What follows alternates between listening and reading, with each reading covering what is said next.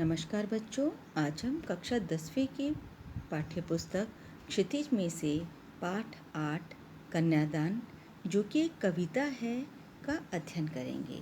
इसको लिखने वाले कवि का नाम है ऋतुराज। तो चलिए सबसे पहले कवि परिचय देखते हैं। ऋतुराज का जन्म सन 1940 में भरतपुर में हुआ। राजस्थान विश्वविद्यालय जयपुर से इन्होंने अंग्रेजी में एमए किया। 40 वर्षों तक अंग्रेजी साहित्य के अध्यापन के बाद अब सेवानिवृत्ति लेकर वे जयपुर में रहते हैं। इनके अब तक 8 कविता संग्रह प्रकाशित हो चुके हैं, जिनमें एक मरण धर्मा और अन्य, पुल पर पानी, सूरत नीरत और लीला मुखारबिंद प्रमुख हैं। इन्हें कई पुरस्कार भी मिल चुके हैं। सोमदत्त, परिमल सम्मान, मीरा पुरस्कार, पहल सम्मान तथा बिहारी पुरस्कार। मुख्यधारा से अलग समाज के हाशिए के लोगों की चिंताओं को ऋतुराज ने अपने लेखन का विषय बनाया है। उनकी कविताओं में दैनिक जीवन के अनुभवों का यथार्थ है और वे अपने आसपास रोज़मर्रा में घटित होने वाली सामाजिक शोषण और विडंबनाओं पर निगाह डालते हैं। यही कारण है कि उनकी भाषा अपने परिवेश और लोक जीवन से जुड़ी हुई है। सामाजिक हाशिए का अर्थ होता है समाज में पिछड़े व शोषित वर्ग, जिन्हें अभी भी बराबरी का स्थान समाज में नहीं दिया गया है। ऐसे ही अगर हम लिंग के आधार पर देखते हैं तो स्त्रियां अभी भी हमारे समाज में जिस सम्मान की अधिकारी हैं वह उन्हें प्राप्त नहीं हुआ है। तो चलिए बच्चों, सबसे पहले कविता का सार देखते हैं। कन्यादान कविता में माँ बेटी को स्त्री के परंपरागत आदर्श रूप से हटकर सीख दे रही है। कवि का मानना है कि समाज व्यवस्था द्वारा स्त्रियों के लिए आचरण संबंधी जो प्रतिमान गढ़ लिए जाते हैं, वे आदर्श में लिपटे बंधन होते हैं। कोमलता के गौरव में कमजोरी का उपहास छिपा रहता है। लड़की जैसा न दिखाई देने में इसी आदर्शीकरण का प्रतिकार है। बेटी माँ के सबसे निकट और उसके सुख दुख की साथी होती है। इसी कारण उसे अंतिम पूंजी कहा गया है। कविता में कोरी भावुकता नहीं, बल्कि माँ के संचित अनुभवों की पीड़ा की प्रामाणिकता अभिव्यक्त हुई है। इस छोटी सी कविता में स्त्री जीवन के प्रति ऋतुराज जी की गहरी संवेदनशीलता अभिव्यक्त हुई है। तो चलिए कविता प्रारंभ करते हैं। कन्यादान। कितना प्रामाणिक था उसका दुख, लड़की को दान में देते वक्त, जैसे वही उसकी अंतिम पूंजी हो। प्रस्तुत पद्यांश कवि ऋतुराज द्वारा रचित कविता कन्यादान से अवतरित है। कविता में माँ अपनी बेटी को स्त्री के परंपरागत आदर्श रूप से हटकर शिक्षा दे रही है। यहाँ भावुकता के साथ साथ माँ के संचित अनुभवों की पीड़ा को अभिव्यक्त किया गया है।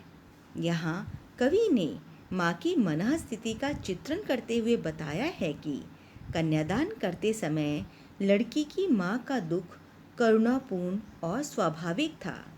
उसे ऐसा लग रहा था मानो उसकी वह लड़की संपूर्ण जीवन का संचित अंतिम धन है, जिसे आज वह दूसरे को सौंपने जा रही है। बेटी माँ के सबसे निकट और सुख दुख की साथी होती है, इसी कारण उसे अंतिम पूंजी कहा गया है। लड़की अभी सयानी नहीं थी, अभी इतनी भोली सरल थी कि उसे सुख का आभास तो होता था, लेकिन दुख बाँचना नहीं आता था। पाठिका थी वह धुंधले प्रकाश की, कुछ तुकों और लयबद्ध पंक्तियों की। यहाँ कवि ने माँ के ममतामयी हृदय का सजीव चित्रण करते हुए बताया है कि माँ के लिए उसकी बेटी बहुत भोली, अबोध और सरल स्वभाव की है। कवि कहता है कि माँ की दृष्टि में उसकी लड़की अभी समझदार नहीं हुई है। वह अभी भी इतनी भोली और सरल है कि जीवन में आने वाले सुखों का अनुभव तो उसे होता है, किंतु दुख को पढ़ना, सहन करना उसे अभी नहीं आता है। वह कम रोशनी में पढ़ने वाली पाठिका के समान है। उसे सामाजिक और पारिवारिक जीवन का कोई विशेष ज्ञान नहीं है। उसे थोड़ा बहुत स्त्री के परंपरागत जीवन और बड़ी बढ़ाई परिपाटी का ज्ञान है, किंतु वास्तविकता से वह बिल्कुल अनजान है। इस पद का भाव सौंदर्य है। यहाँ कवि ने बताया है कि स्त्री का संपूर्ण जीवन परंपरागत आदर्श और बंधनों में जकड़ी परिपाटी का अनुसरण करते हुए व्यतीत हो जाता है। आगे देखते हैं।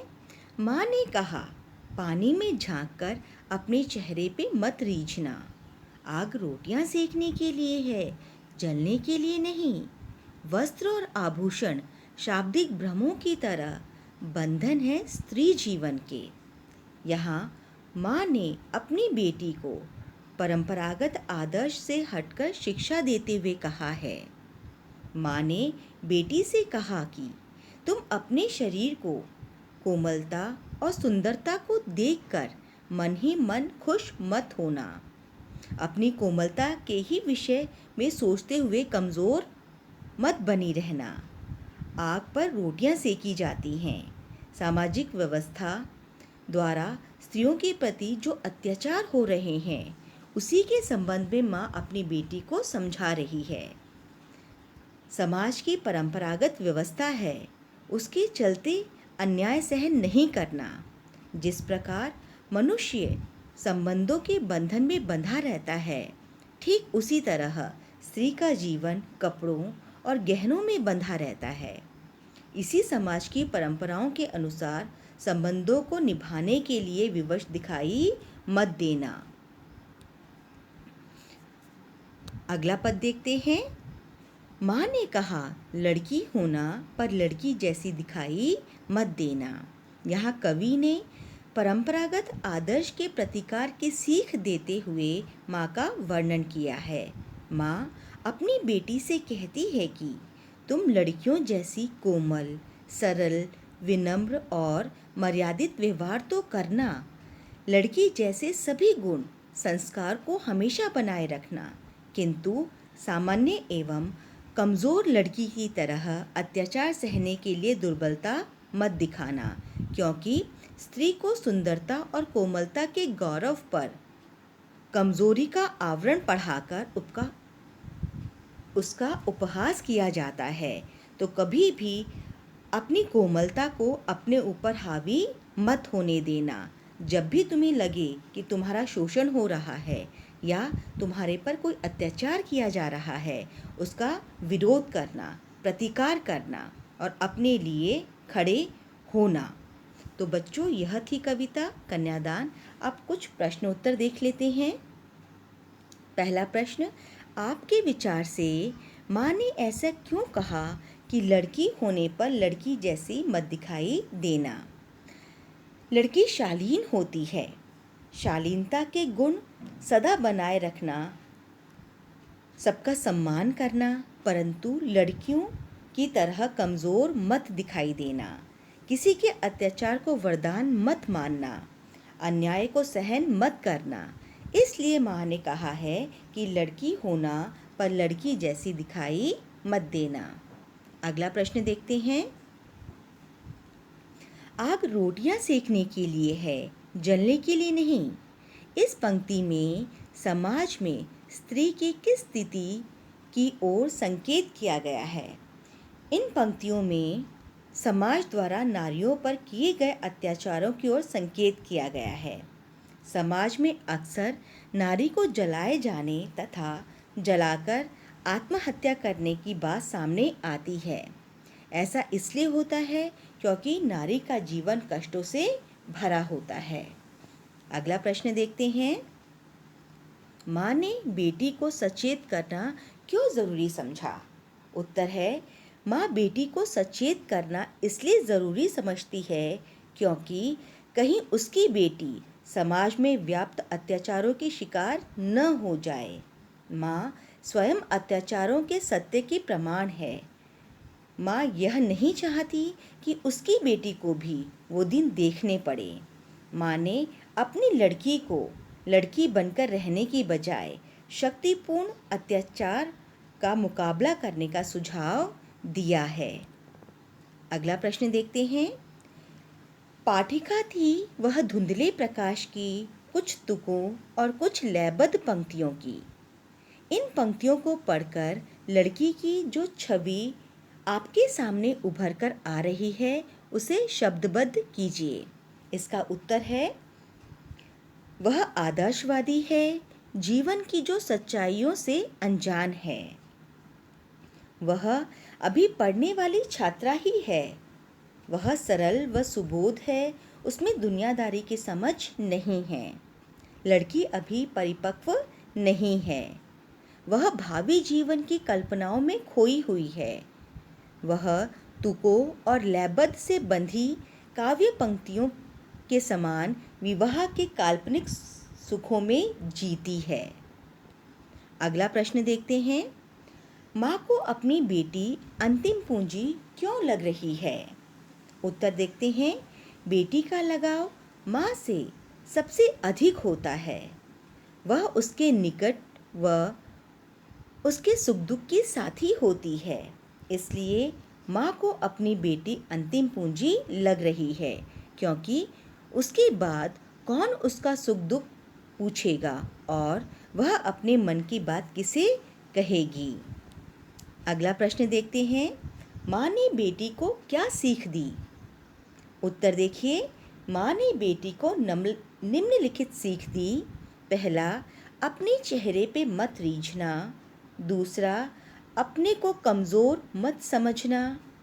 तीसरा, वस्त्र और आभूषण भी स्त्री के लिए बंधन के समान ही हैं। चौथा, आग रोटियां सेकने के लिए है, जलने के लिए नहीं। पांचवा, दोनों जीवन रूपी गाड़ी के समान पहिए हैं। छठा, अपने व्यक्तित्व की पहचान सदा बनाए रखना, कभी भी अपनी सरलता और भोलेपन को प्रकट मत होने देना। अगला प्रश्न देखते हैं। आपकी दृष्टि में कन्या के साथ दान की बात करना कहाँ तक उचित है? उत्तर देखते हैं। हमारी दृष्टि में कन्या के साथ दान की बात करना बिल्कुल भी उचित नहीं है। जब लड़की लड़का एक समान हैं तो कन्या के साथ ही दान क्यों? वर के साथ क्यों नहीं? दोनों जीवन रूपी गाड़ी के समान पहिए की तरह हैं, अतः कन्या के साथ दान की बात सर्वथा अनुचित है। तो बच्चों, यह थी कविता कन्यादान, जहाँ हमने कविता का अध्ययन किया, उसकी व्याख्या की और प्रश्न उत्तर के बारे में भी चर्चा की।